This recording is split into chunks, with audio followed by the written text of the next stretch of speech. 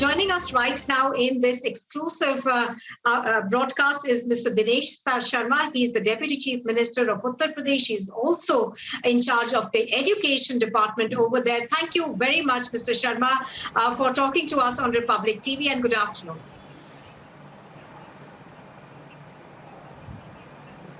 धन्यवाद आपका। जी दिनेश शर्मा जी, कल ही प्रधानमंत्री जी ने अनाउंस किया है कि सीबीएसई के एग्जाम्स और आईसीएसई के जो एग्जाम्स हैं वो कैंसिल कर दिए गए हैं। क्या अब उत्तर प्रदेश भी इसके बारे में सोच रहा है?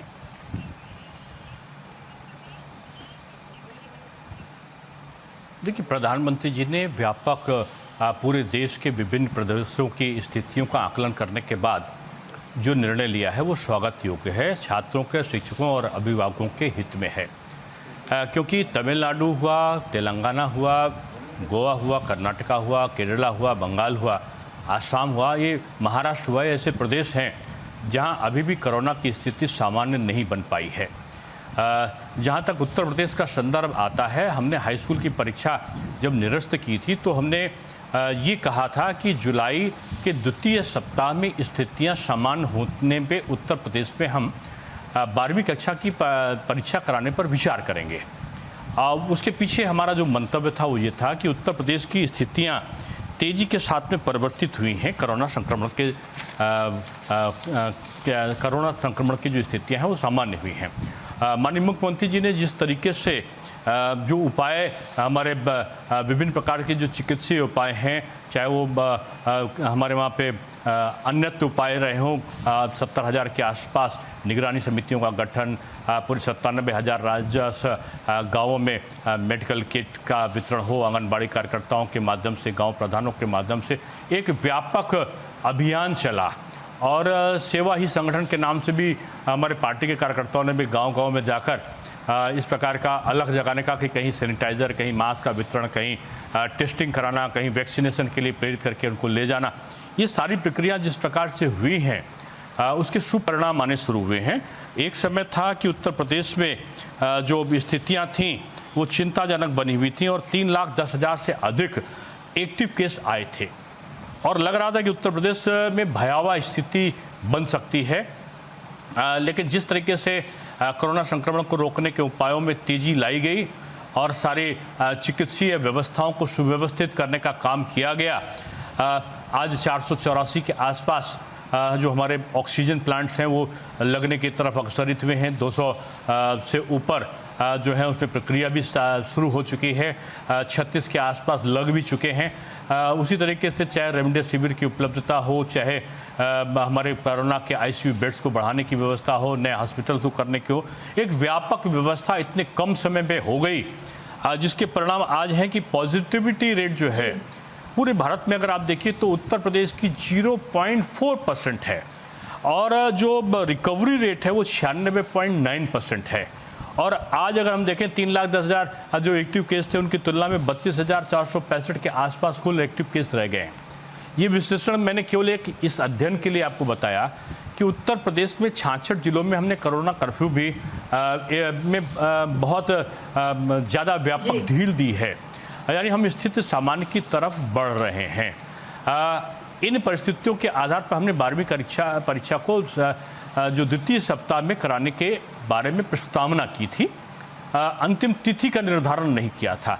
माननीय प्रधानमंत्री जी ने जिस प्रकार से जनहित में व्यापक विचारोपरांत निर्णय लिया है, हम अपने उस पर सारी परिस्थितियों का आकलन करके विभिन्न विभागों के साथ में उनकी सूचनाओं को प्राप्त करके और अपने अधिकारियों से विचार मंथन के बाद हम माननीय मुख्यमंत्री जी के साथ में बैठने वाले हैं और 12वीं परीक्षा के संदर्भ में क्या निर्णय उचित होगा, क्योंकि दो पक्ष हमारे सामने आए हैं। एक पक्ष तो जो छात्र, शिक्षक और इनका अभिभावकों की स्थिति को देखते हुए उनकी सुरक्षा से के कारण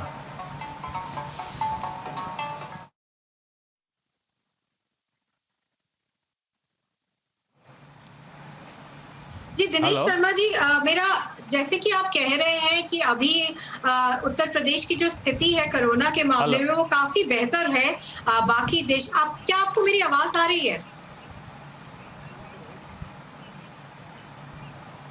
जी, आपकी आवाज़ें, मैंने ये कहा है कि हम बेहतर स्थिति की तरफ तेजी के साथ में बढ़ रहे हैं। जी जी, मैं बोल रहा हूँ कि हम उस स्थिति की तरफ बढ़ रहे हैं। एक तरफ ये है, जी जी, मेरा आपका सवाल क्या है? था दिनेश शर्मा जी कि क्या आप ये जो निर्णय है एग्जाम्स करने का, क्या वो अभी ले लेंगे कि उसमें थोड़ा सा और टाइम लगेगा? क्योंकि जैसे आप कह रहे हैं कि जो स्थिति है वो काफी अंडर कंट्रोल है जहां तक उत्तर प्रदेश का सवाल है।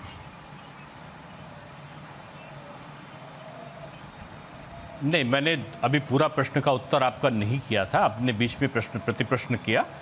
मेरा ये जवाब ये था कि एक तरफ स्थिति हम सामान्य की तरफ बढ़ रहे हैं, उसके लिए हमें अपने विभिन्न विभागों का विश्लेषणात्मक जो उनका निष्कर्ष है वो क्या है वो देखना होगा। और दूसरी तरफ हमें छात्रों की सुरक्षा, अभिभावकों की सुरक्षा के प्रति जो टीचर की सुरक्षा के प्रति जो भाव आए हैं उनका विश्लेषण करना होगा। और तीसरी तरफ एक और प्रश्न उठता है, कुछ विद्यार्थियों के द्वारा उनकी जो अंकन की प्रक्रिया है उसको लेकर अपनी आशंकाओं को व्यक्त करते हुए ये किया गया कि वो कॉम्पिटिटिव एग्जाम में उनके अंकन की प्रक्रिया क्या होगी, वो जो उच्च शिक्षण संस्थाओं में हैं वो प्रवेश जब पाने को होगा तो वो क्या उनका आधार होगा। ये तमाम प्रश्न दूसरी तरफ विद्यार्थियों के कुछ एक वर्ग के द्वारा ये भी किया जाता है।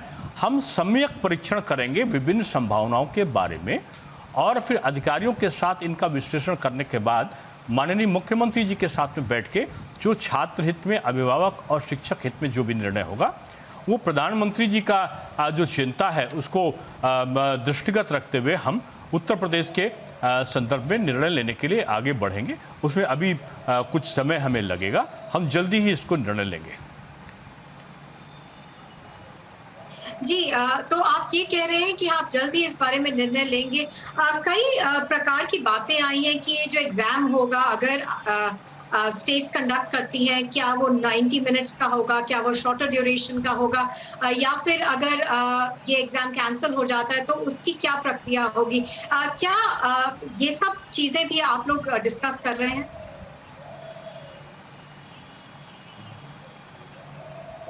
देखिए, जो उत्तर प्रदेश माध्यमिक शिक्षा परिषद के संदर्भ में अगर ये प्रश्न है तो मेरा उत्तर होगा कि हाई स्कूल की परीक्षा के संबंध में एक फार्मूला हमने दिया था कि परीक्षाओं का जो टेन्योर है वो मात्र 1.5 घंटे होना चाहिए और जो विकल्प के क्वेश्चन अभी तक का आते थे कि 10 में से 5 क्वेश्चन करिए, तो हमने उसको घटा के कर दिया था कि 10 में से 3 प्रश्नों का उत्तर ही केवल देना होगा। हाई स्कूल के संदर्भ में ये निर्णय लिया था और ये कहा था कि हम जो इंटर के संदर्भ में हमने ये निर्णय लिया था कि इस प्रकार का हम एक विकल्प प्रस्तुत करेंगे इंटरमीडिएट का। हाई स्कूल को तो हमने प्रमोट करने के संदर्भ में कहा था, जो जुलाई माह के द्वितीय सप्ताह में कराने का था, तो एक प्रस्तावना रखी थी इस प्रकार की, लेकिन अभी कोई निर्णय हमने नहीं लिया था। मैं फिर से इस बात को दोहराऊंगा कि नए संदर्भ में माननीय प्रधानमंत्री जी के द्वारा जो निर्णय लिया गया है 12वीं कक्षा CBSE बोर्ड के संदर्भ में, हम उन सारे निष्कर्षों का विश्लेषण करेंगे